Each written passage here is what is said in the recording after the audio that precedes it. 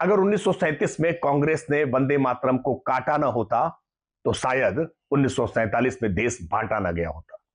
1937 में वंदे मातरम कटा, इसलिए 1947 में देश बटा। मुस्लिम लीग के सामने अगर घुटने न टेके होते, अलगाववादी मानसिकता को उसी समय अगर दमित कर दिया गया होता तो शायद देश का विभाजन न हुआ होता। वंदे मातरम देश को एकता में जोड़ने वाला है। दुर्भाग्यपूर्ण यह है कि कुछ लोग इसको मजहबी चश्मे से देखते हैं और इसीलिए वंदे मातरम का विरोध कर रहे हैं। वंदे मातरम देशभक्ति का गीत है, ये किसी पार्टी का, ये किसी धर्म का, मजहब का गीत नहीं है। इसलिए इसका विरोध करने से पहले 100 बार विचार करना चाहिए। अखिलेश यादव का पाकिस्तान परस्ती किसी से छुपी है क्या?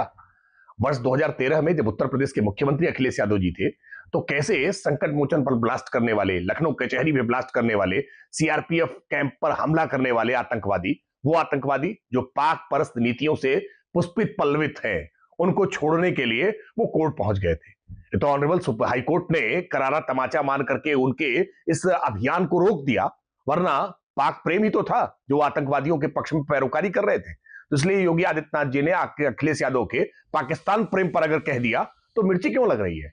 वही तो जिन्ना को महान स्वतंत्रता संग्राम सेनानी बता रहे थे, तो अखिलेश यादव जी का पाकिस्तान प्रेम तो जग जाहिर है। सार्वजनिक तौर पर कोई नेता इतनी बेशर्मी कैसे कर सकता है? ये राजतंत्र नहीं है, लोकतंत्र है।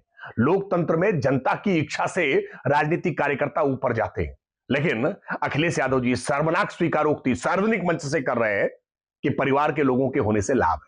ये दुर्भाग्यपूर्ण है, दुखद है और देश की जनता को देखना चाहिए कि राजनीति के ये युवराज कैसे राजशाही लागू करना चाहते हैं। इन्हें देश में लोकतंत्र पसंद नहीं है। भारतीय जनता पार्टी सर्व समाज के साथ, सबके साथ सर्वस्पर्शी कार्य करती है, सबके साथ संवाद करती है और प्रधानमंत्री नरेंद्र मोदी जी तो स्वयं विद्यार्थियों के साथ संवाद करते हैं।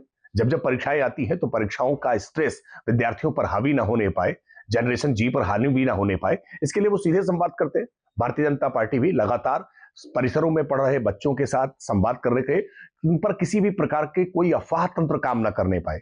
देश में राजनीतिक दल उनको टूल बनाना चाहते हैं तो उनको टूल ना बना पाए, वो देश की राष्ट्र शक्ति के रूप में काम में आए। भारतीय जनता पार्टी इसको लेकर के लगातार विद्यार्थियों के साथ, युवाओं के साथ संवाद करने का काम कर रही है। सीएम योगी ने चीनी की कालाबाजारी करने वालों पर हुई कार्रवाई।